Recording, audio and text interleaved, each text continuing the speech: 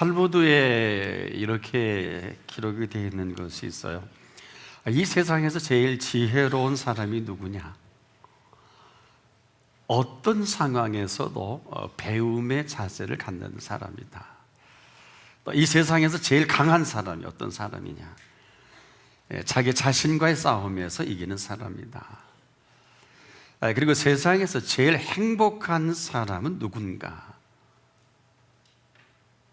어떨까요? 바로 지금 이 모습 이대로 감사하면서 사는 사람이다.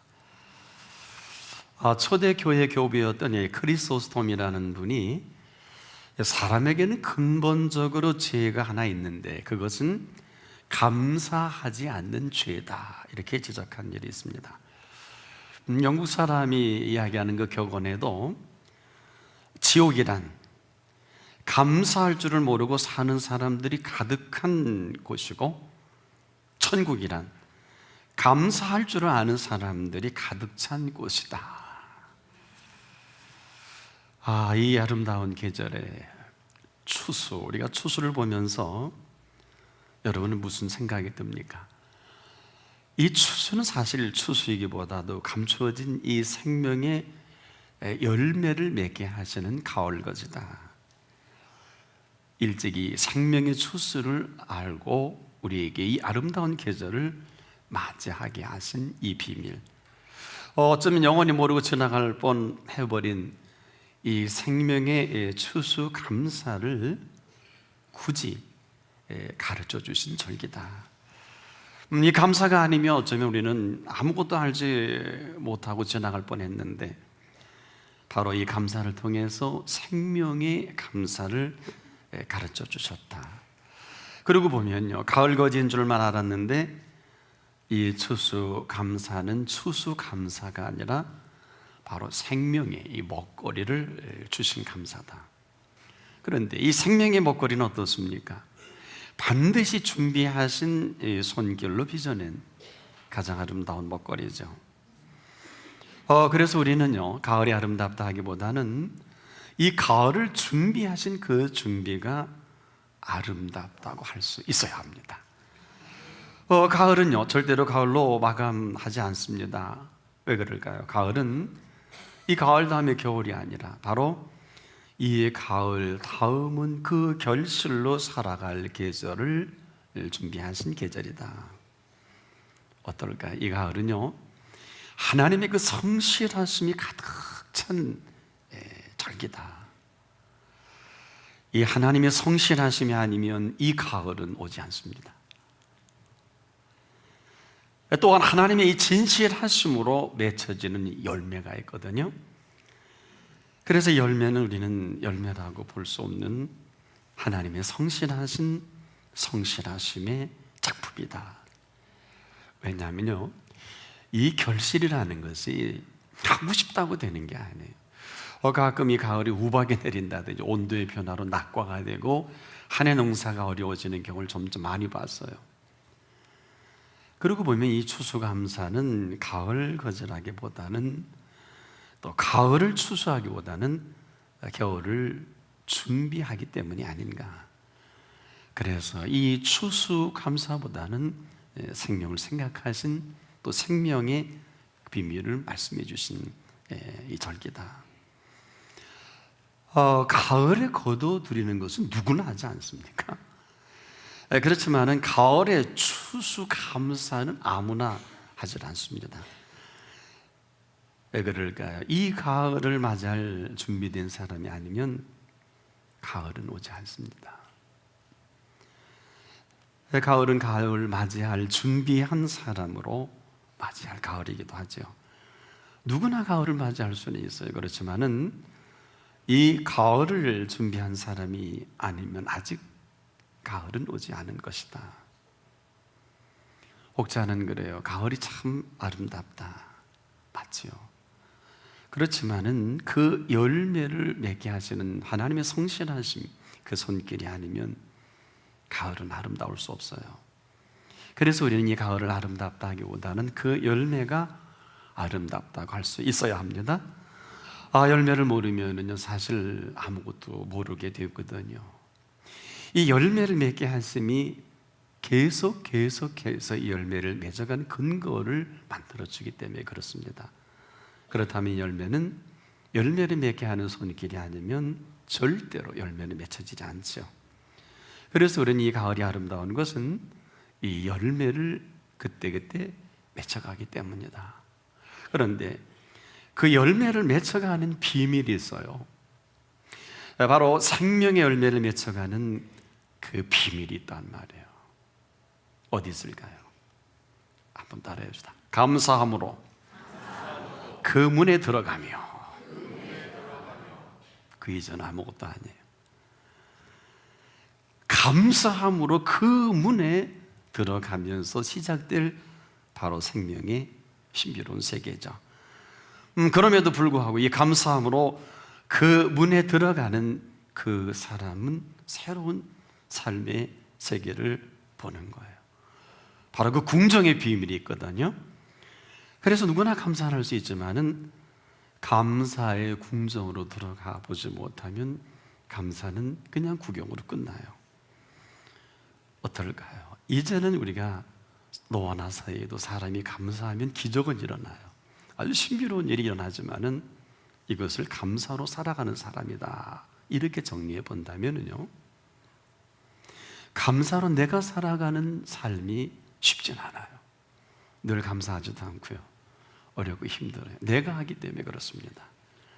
하지만은 감사로 내가 살아가는 것이 아니라 바로 그 대상이 분명하고요, 바로 그 문이 분명한 사람, 여기에 이 감추어진 이 비밀 속에 살아간다는 게 이건 상상할 수 없을 만큼 뭘까요? 감사함으로 그 문에 들어가는 사람에게는 두 가지의 약속과 비밀이 있어요. 첫째는 계약입니다. 두 번째는 보장입니다.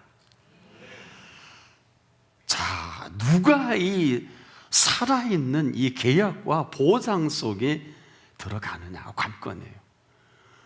보통 우리가 감사하며 살아가는 사람들이 책을 쓴 걸 보면 참 비밀이 크죠. 병도 낫고 감사하면서 신비로운 역사가 많이 나타나는 것은 우리가 경험하는 거라면, 이 감사함으로 그 문에 들어가서 우리에게 보여주는 이것은 그 정도가 아니에요. 계약입니다. 어떤 계약일까요? 영접하는 자, 곧 그 이름을 믿는 자들에게는 하나님의 자녀가 되는 권세를 주셨나니. 그냥 우리 믿는 하나밖에 없는데 계약을 해주시고 언약을 해주시고 약속을 한다는 거예요. 이것은 우리가 할 일은 아니에요. 여기에 기독교의 위대한 비밀이 감춰져 있어요. 크리스찬의 위대한 비밀이 있어요. 바로 이 계약 속에서부터 시작될 그 사람, 그 문에 들어가며 감사함으로, 내가 감사한 게 아니죠, 바로 우리에게 감사하게 하신 분이 시작될 세계입니다. 그분이 계약을 맺어주시고 그분의 주도적인 보장이 오늘 시작되는 시간이다. 그분은 지금도 살아계신 분입니다. 이 살아계신 이분을 믿는다는 것은 어마어마한 일이에요. 이것은 나와의 계약이면서 동시에 감추어진 보장이기도 해요. 이 보장을 어려운 얘기로 여호와 이래 쉽게 말씀을 드리면, 하나님께서 친히 그 모든 것을 준비해 주셨다. 혈통으로나 육종으로나 사람에게서 난 것이 아니요, 이는 바로 하나님께로서 난 자들에게 펼쳐질 세계이기도 합니다. 앞서가지도 마세요. 머뭇거릴 필요도 없어요. 이 놀라운 계약으로 시작되는 생애를 살아갈 때 그리스도인이다. 죄송하지만 이렇게 살아가지 못하면 그리스도인이라 하기에는 좀 아닌 거예요. 여러분들이 19 아니면 100에 한 95명 정도는 그런 분을 많이 볼 거예요. 저 그리스도인 같지 않다, 그럴 수는 있고요. 확인해 보지 않았으니까. 그리스도인은 그냥 자연인이 아니에요.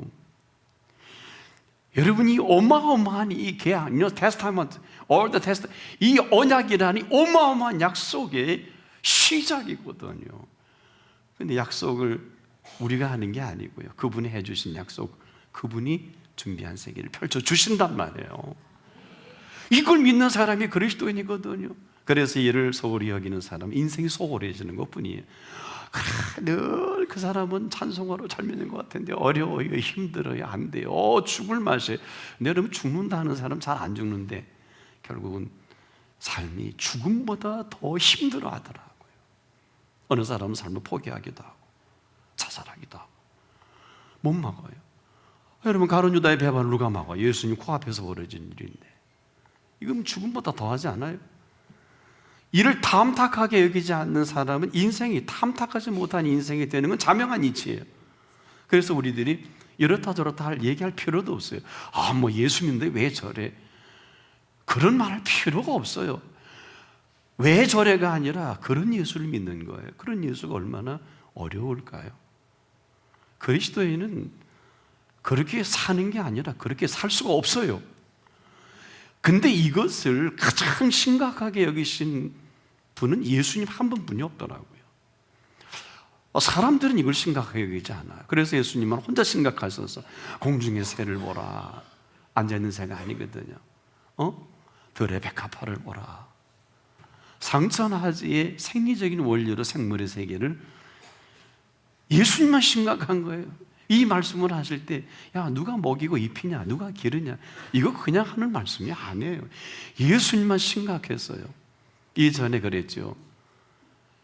여러분, 우리가 사는 이 세계가 사실 세상살이 쉽습니까? 절대 쉽지 않아요. 지금도 온 세상을 한마디로 표현한다면 염려로 흑암보다 더한 구름으로 가득 찬 세계다. 지나친 얘기가 아니에요. 염려 없는 사람이 한 사람도 없어요. 근데 이 염려가 어디서 오는지를 몰라요. 공부하다 어려움, 일하다 어려움, 살다가 어려움, 이것을 염려로 스스로 모든 것을 다 가두어 놓는 것을 본인도 몰라요. 근데 예수님만 아세요. 그래서 예수님만 안타까우신 거예요. 여기서 염려에 자유로울 분 여기 몇 분이나 계실까요? 아주 진심으로요. 근데 예수님은 이 염려를 대단히 심각하게 여기셨어요. 누가 염려함으로 그 길을 한잔하다 할 수 있느냐? 도대체 염려는 솔로몬의 모든 영화로도 입은 것이 이 꽃 하나만 갖지 못했다는 정치적인 발언을 하셨어요. 솔로몬은 통치자 아니에요. 보통 심각하신 게 아니에요. 여기서 절대 예수님 끝나지 않습니다. 우리만 지금 그냥 대충 얘기해. 염려의 이 모든 흐름은, 염려가 세상 어느 곳에 없을 만큼 지천에 널려 있는 게 염려예요. 진리가 아니에요. 온통 염려로 이 사회 현상학적인 이 모습이 세 가지로 나타나거든요. 그래서 우리가 속는 거예요. 염려다 하면 알겠는데 무엇을 먹을까? 무엇을 마실까? 무엇을 입을까? 이 문제 때문에 예수 그리스도 떠나는 사람이 어마어마합니다. 공부해 살지, 돈 벌어야 살지, 처자식 먹여 살려야 되는데 누가 먹어요? 주일날 공항에 봐요 오는데 무슨 소리예요? 목사님도 거기 나갈 판인데. 그렇지 않아요. 심각합니다. 아무도 몰라요. 결국은 먹는 문제. 이 주제를 아는 사람이 별로 많지 못해요. 한마디로 여기 자유롭지 못해요. 아니 여러분, 먹고 마시고 입는 것처럼 뭐 의식주라고 하지만 이 보통 문제가 아니에요.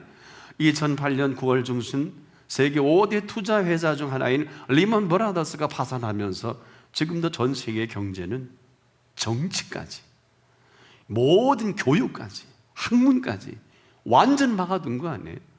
나라가 없어지기도 하고요. 경제예요. 1989년 유럽의 공산주의가 막을 내릴 때 무슨 문제? 경제 문제입니다.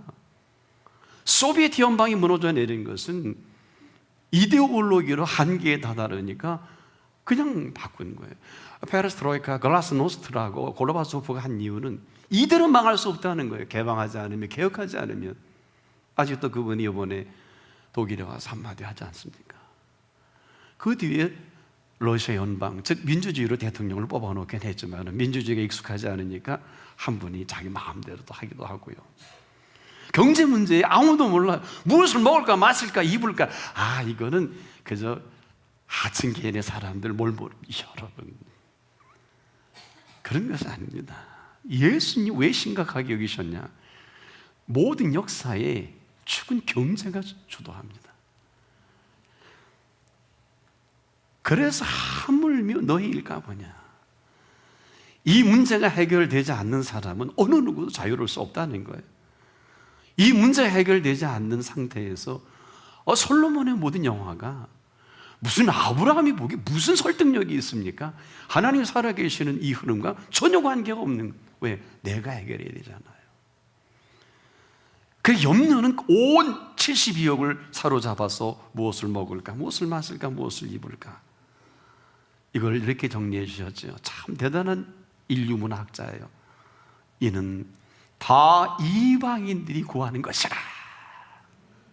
인류문학적인 발언을 하신 거예요.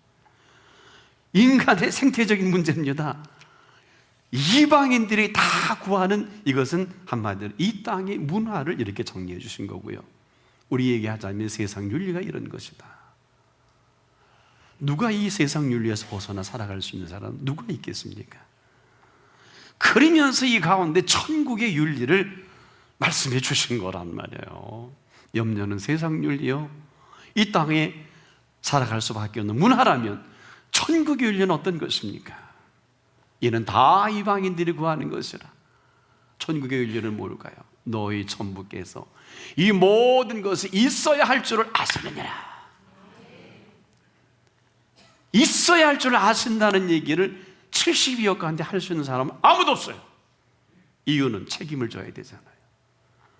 아무도 없어요. 능력이 없기 때문에. 몸 아픈데 어떻게 할 거예요? 암에 걸려 그 유명한 스티브 잡스가 그렇게 살기를 원했는데 그는 그냥 쓸쓸히 마지막 그 사랑하는 로라에게 내가 이렇게 죽을 줄 알았다면 아내 로라, 내가 사랑한다는 말 못했으니까 아내 로라에게 6개월 전에 사랑한다는 이결하다고 생각이 마감하면 되잖아요. 그는 자연치유법을 선택한 사람이에요. 근데 아이폰 만들어 놓고 그냥 이 세상을 마감한, 누가 거기에 이 세상 윤리가 그렇다는 거예요.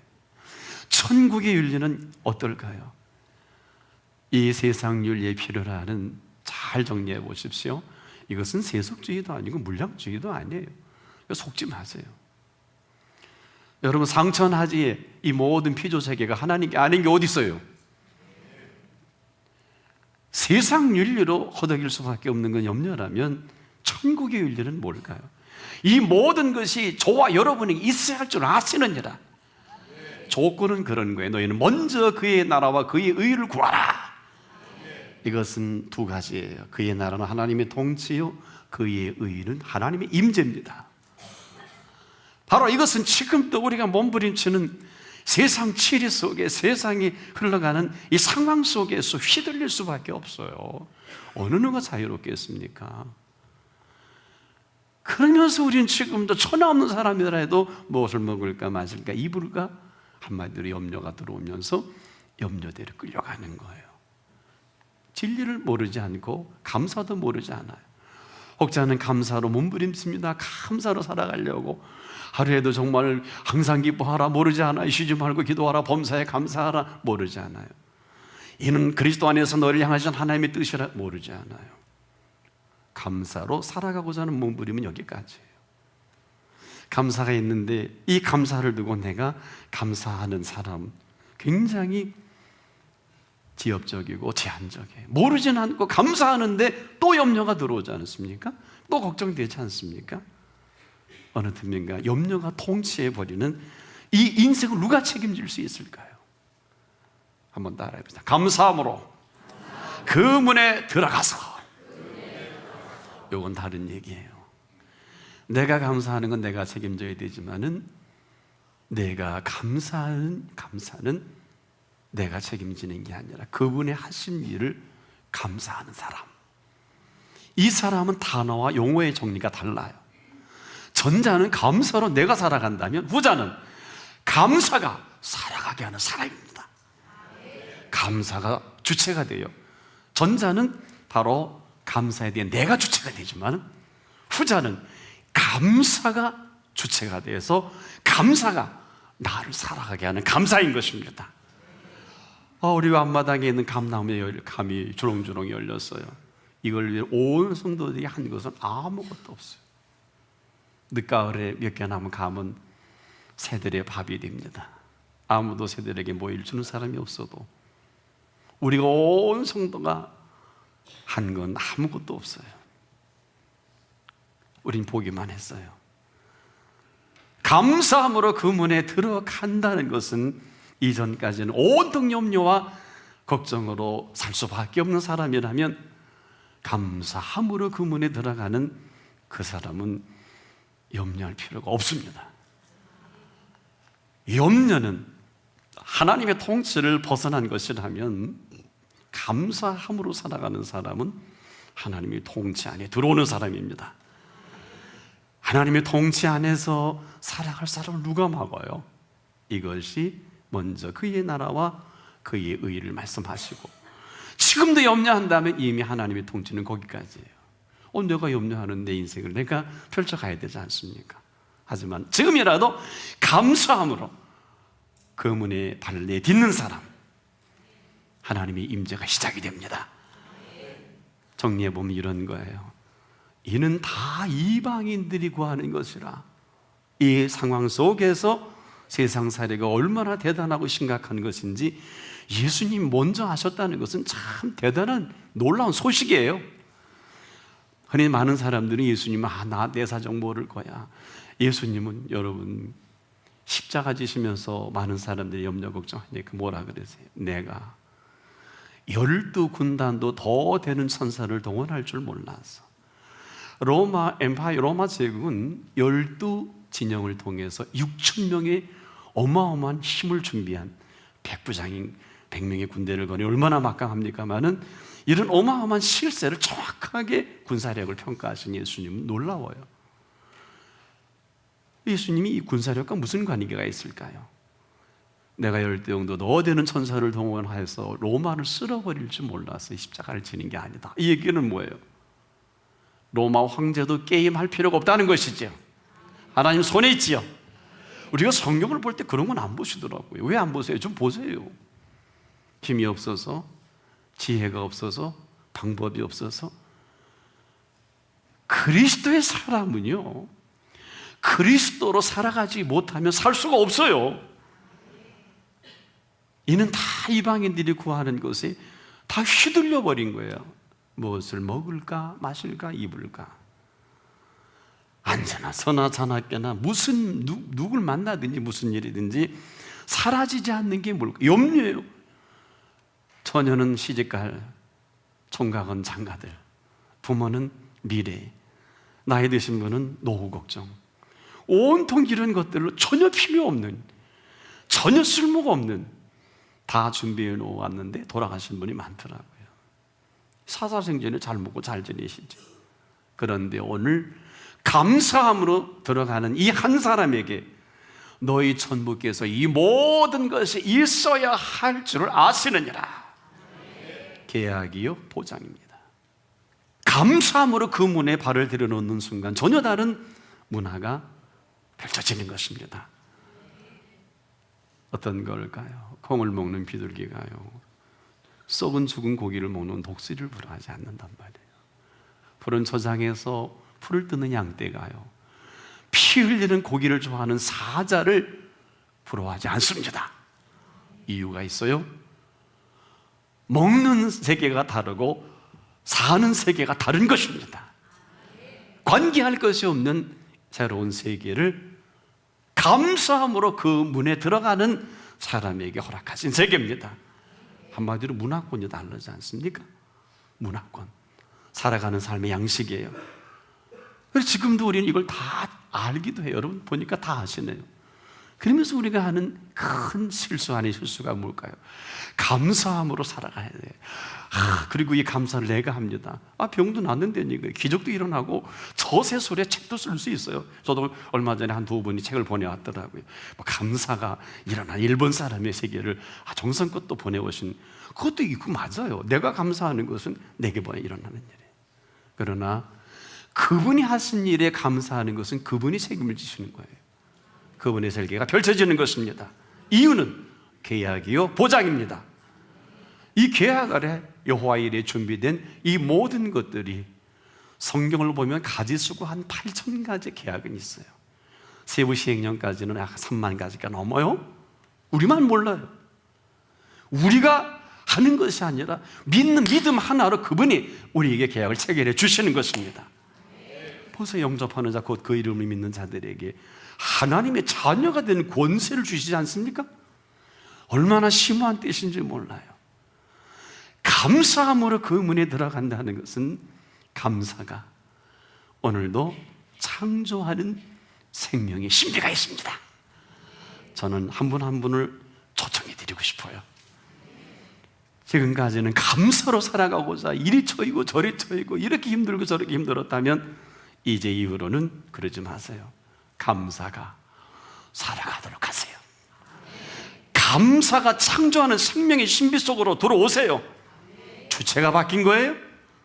감사로 내가 살아가는 것이 아니라 감사 자체를 주신 그 감사로 주신 그분의 손길 속에 감추어진 시간들을 살아간단 말이에요.